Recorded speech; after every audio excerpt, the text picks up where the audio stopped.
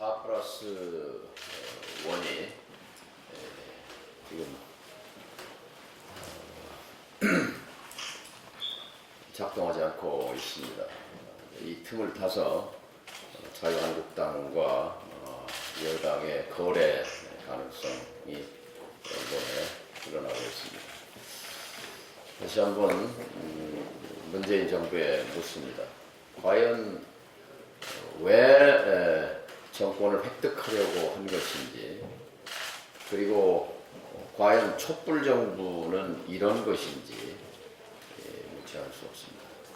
선거제 개혁의 출발점은 비례성, 대표성입니다.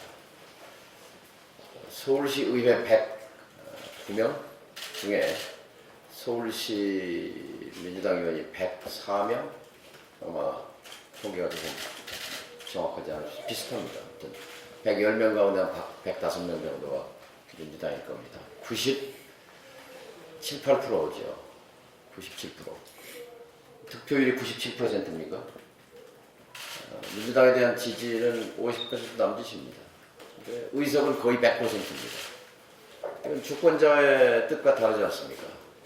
일당 독재, 숱한 각 지역에서 수많은 문제를 일으키고 있습니다. 일당 독재의 역사를 들먹일 필요도 없습니다. 그것은 국민이 원하는 바가 아닙니다. 제도의 왜곡입니다. 그래서 주권자의 뜻에 연동해서, 주권자의 뜻에 비례해서 선거제를 개혁하는 것이 정치개혁의 첫 단추다. 이런 문제의식입니다. 또 대표성, 국민은 골고루 대표돼야 하는데 골고루 대표되지 않지 않습니까? 그래서 주권자의 뜻에 연동하면 그동안 국회에 자신의 정치적 대표자를 보낼 수 없었던 약대 집단, 숫자는 많은데 목소리가 약한 청년층, 소상공인 자영업자, 비정규직 노동자, 농민, 사회 각계 각층에 목소리 약한 사람들의 대표자들이 들어올 수 있다. 그래서 비례성과 대표성인데, 이것은 바로 2015년에 문재인 당대표 시절 김상곤 당시 혁신위원장이 발표한 모두 발언입니다. 제가 말씀한 것이. 진실은 야당 때 다루고 여당 때 다룰 수 없지 않습니까? 근데 요즘 4 플러스 1 논의에서 여당이 보이는 행태는 정말 실망스럽습니다. 제안합니다. 석패율은 사실 비례성과 대표성과 관계없습니다. 석패율 나름대로 한국 정치 현실 속에서 필요성이 있습니다. 그러나 선거제를 왜 개혁하려고 했습니까? 국민 주권의 확대, 그리고 사회적 경제적 약자들의 대표성 확보라는 대의에 비추어 석패율은 곁가지입니다. 잔가지입니다. 석패율을 포기하겠습니다. 제안했습니다. 이미 다른 당에도. 연동형은 관철해야 합니다. 이미 100% 연동형에서 사이비 연동, 준연동제라고 하지만 진짜 연동제가 아니잖아요. 국민의 주권을 퍼센트로 가름할 수 없습니다. 그래서 민주당은 연동제를 훼손하려는 시도를 중단하고, 그리고 4 플러스 1 다른 야당들은 석패율제를 포기하고 이렇게 해서 타협을 이루는 것이, 합의를 이루는 것이 순리라고 생각합니다. 부동산 문제, 이번이 18번째 부동산 대책입니다. 문재인 정부의 부동산 정책은 실패했습니다. 고통은 국민들에게 전가됐습니다. 대통령의 현실 인식은 동떨어졌습니다. 노무현 정부 시절 17번의 부동산 대책을 발표하고 부동산 실패가 정권을 잡아먹었습니다. 부동산 정책의 실패가 정권을 잡아먹었습니다. 자, 문재인 정부 17번을 넘어서서 18번째 대책을 발표했습니다. 여전히 문제의 핵심을 제대로 짚지 못하고 있습니다. 도와 언론들이 집중 포화하듯이 공급을 늘려야 공급을 억제한다. 분양가 상한제로. 그러면 집값이 오른다는 해괴한 논리. 이것은 왜곡입니다. 사실 왜곡입니다. 부동산 정책은 성공과 실패의 역사를 보면 알 수 있습니다. 박정희, 전두환, 노태우, 김영삼, 핵심은 분양가 상한제였습니다. 박정희 때 실수했고, 전두환 때 실수했고, 노태우 때 실수했고, 김영삼 때 실수했고, IMF 때 풀어버렸습니다. 그러나 IMF라는 비상 국가 부도 사태에 직면해서 절체절명의 필요성이 있었죠. 그건 한시적이었어야 합니다만 그것이 길어지면서 2000년부터 2008년까지 8년의 폭등 시기가 있었습니다. 그것이 2007년 대선에서 정권을 잡아먹었습니다. 2000년에서 2008년의 시기는 정확하게 민주정부 10년의 시기의 한복판입니다. 그리고 참여정부 말기 서둘러 재도입한 분양가 상한제, 박정희, 전두환, 노태우, 김영삼 정부 때 실시했던 분양가 상한제를 2008년에 도입했습니다. 이명박 정부가 시작됐습니다. 이명박 박근혜 정부 때 부동산값 역걸음했지 않습니까? 하락하거나 안정됐지 않습니까? 끈질긴 개혁방해 세력, 토건 세력의 책동 끝에 2014년 말 2015년 분양가 상한제가 다시 폐지됐습니다. 다시 폐지됐어요. 7년 만에. 그리고 2015년부터 꿈틀거리기 시작해서 지금 5년째 다시 가파르게 상승하고 있습니다. 답답한 나머지 지난 7월, 8월 분양가 상한제를 꺼내들었습니다. 박정희, 전두환, 노태우, 김영삼 때 했던 분양가 상한제. 그런데 서울 빼놔버렸습니다. 하나만. 그러니 작동할 리가 없죠. 3종 세트 분양원가 공개하고 후분양제 도입하고 그리고 분양가 상한제. 정답은 나와 있습니다.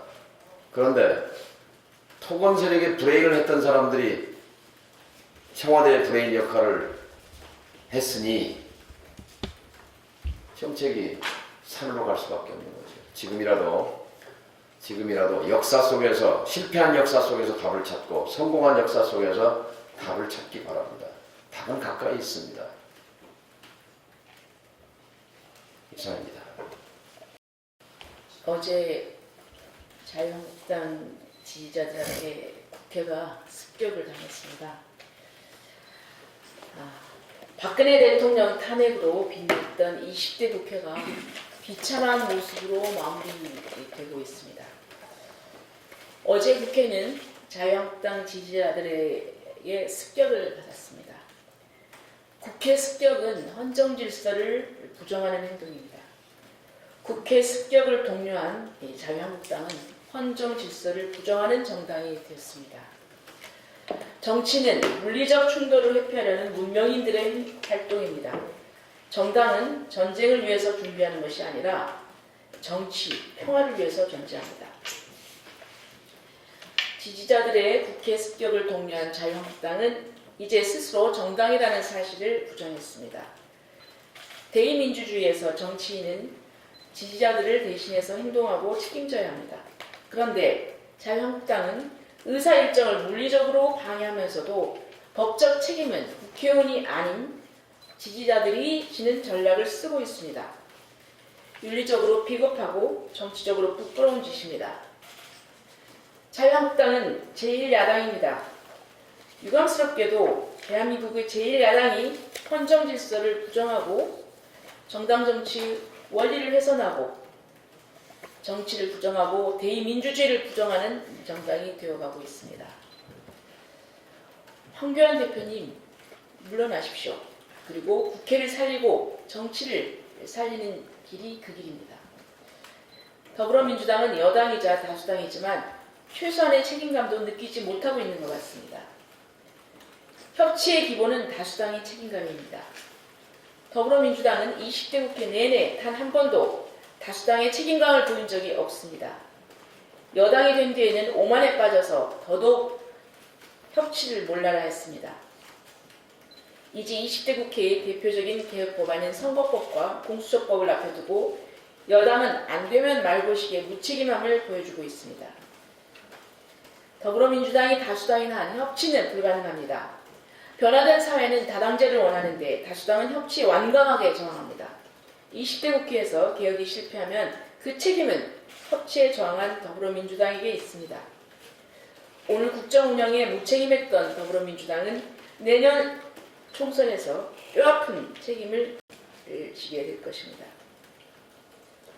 선거제 협상은 원칙을 지켜야 합니다. 가장 큰 원칙은 모든 정당의 합의입니다. 시간이 너무 지체됐지만 그러나 우리 정당들은 이런 기본 원칙이 지켜지기 위해서 그 문을 열어놓았었습니다. 하지만 답이 안 보입니다. 두 번째 원칙은 협치 원칙입니다. 이 자유한국당이 이 부분에 대해서 전혀 이제 답이 없다면 3+1 협의체의 원안대로 가야 합니다. 원래 안대로. 그것이 협치 정신에 맞습니다. 아까 대표님께서도 그 말씀을 하셨지만 석패율은 이 연동형 비례대표제, 이 선거제 개혁에 있어서 사실은 그게 핵심은 아니었습니다. 그런데 본질적이 아닌 이런 문제 때문에 이렇게 협상이 걸림돌이 되었다면 심히 유감입니다. 20대 국회가 성과 있는 마무리를 하려면 여당이 더 큰 책임감을 가져야 합니다. 탄핵으로 빛나던 20대 국회의 현재 모습이 너무 아쉽습니다. 이상입니다. 예, 마지막까지 선거제 협상이 이어지고 있습니다.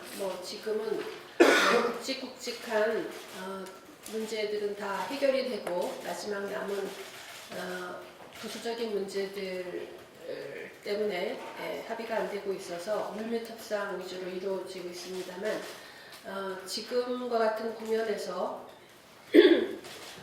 그 선거제 개혁에 대해서 당리당략을 앞세우지 않고 당리당략을 초월한 민주평화당의 존재가 얼마나 소중한지 느끼게 합니다. 지금 민주당은 30석의 캡을 씌우겠다고 하고 있는데 이것은 사실 225대 75에서 250대 50으로 바뀌면서 지역구가 25석이 늘어나면서 거기에서 한 10석 정도의 추가 의석 확보가 민주당으로서는 가능했음에도 불구하고 비례대표가 75석에서 50석으로 줄어들므로 인해서 그중 기존 방식에 의해서 할당하는 비례 의석 중에 만약 지난번처럼 국민의당 바람이 불었듯이 그런 획기적인 변화가 있을 경우에 비례 의석 두세 석이 줄어들 수 있다라는 그 단순한 어떤 가능성 때문에 이 30석이라는 캡을 씌우겠다라고 하는 정말 마지막 한 톨이라도 이익을 챙기려는 그런 모습에 정말 실망을 느낍니다. 또한 바미당과 정의당의 경우에도 석패율의 경우에 전국 단위 석패율은 부작용이 많습니다.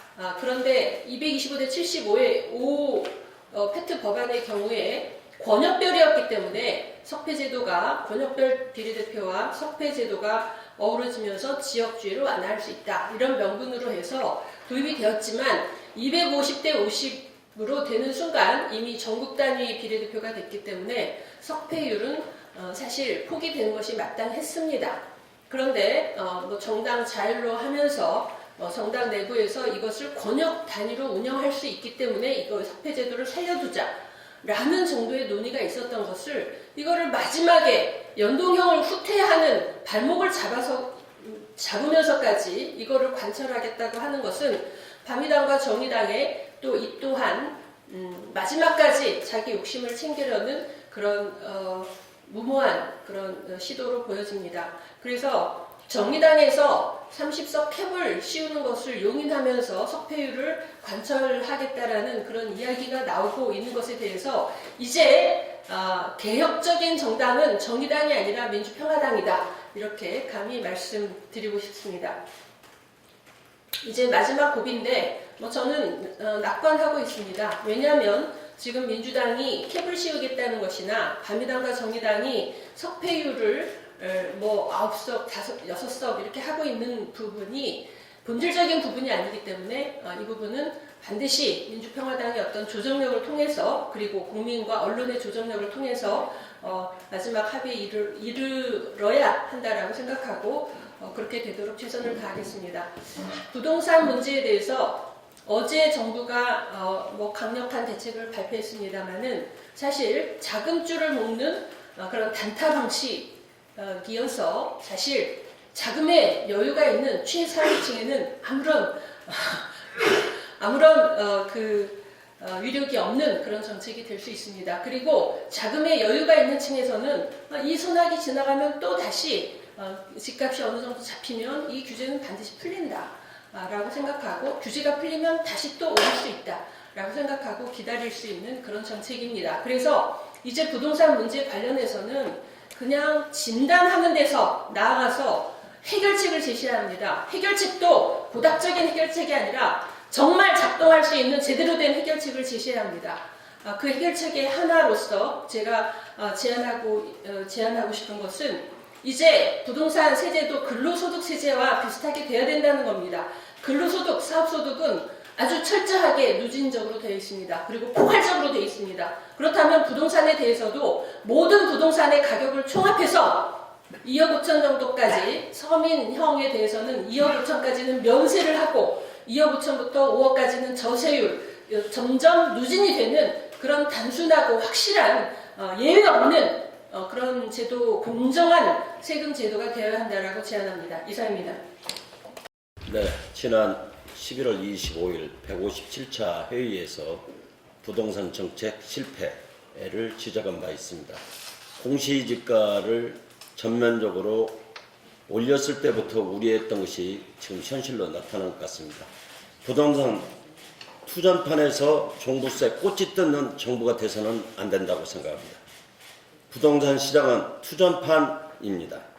서울의 강남 사구와 마용성에서 시작된 부동산 시장에 투전판은 전국을 순회 공연 중이지만 정부는 마냥 손을 놓고 있다가 한국은행, 한국개발연구원이 내년도 경제성장률 2%대를 밝혔는데도 국회에서는 내년도 예산을 9.13% 인상을 한 512조 3천억을 통과했습니다. 결국 투전판에서 종부세로 꽃이 뜯는 정부 정책이라고 말할 수 있습니다. 부동산 투전판 유동자금이 1,600조 원으로 대전 서구, 부산 해운대에서 활발하게 투기 행위를 하고 있으며 신축 아파트 단지를 위주로 서울 양천구 등 점점 그 이상이 확대될 뿐만 아니라 조국 전역권으로 교육정책이 수능 위주로 바뀌면서 학원 많은 지역 부동산 가격이 상승이 뻔한데도 정부는 핀셋 들고 투기 잡겠다고 규제 대책을 발표했습니다. 문재인 정부 들어서 18번째 부동산 규제 대책을 내놓았지만 예를 들어 15억 이상 담보대출 금지를 한다지만 가진 자의 차용증 작성 후 부모 돈을 빌려 자식이 두 채를 사게 만들고 이자는 부모에게 상환하고 생활비는 부모 카드로 살아가는 펀벽 증여가 횡행한다고 보면 됩니다. 핀셋으로 수술 부위를 봉합할 수는 있지만 골마 터지기 직전인 부동산 시장은 치료할 수 없습니다. 부동산 한몫 챙기기는 2024년까지 간다고 전문가들은 예상하고 있습니다. 걱정입니다. 다시 말하면 지금이라도 1가구 2주택 보유 금지 정책을 공론화해야 합니다. 투기꾼의 사유재산권보다 소중한 무주택자의 행복 추구권이 미래 세대의 부채 경감에 더 우선하기 때문입니다. 대한민국에서 가장 빨리 부자가 되는 길은 투기 지역에서 아파트 소유하는 것이라고 합니다. 요즘 아이들 장래 희망이 무엇이냐고 물어보면 조물주에 있는 건물주가 되는 것이라고 말합니다. 집 문제도 결혼이 늦어지고 아이 낳는 것을 기피하고 노동 가치에 땅이 떨어진 대한민국 1가구 1주택 정책을 펴서 해결하시기를 희망합니다. 이상입니다.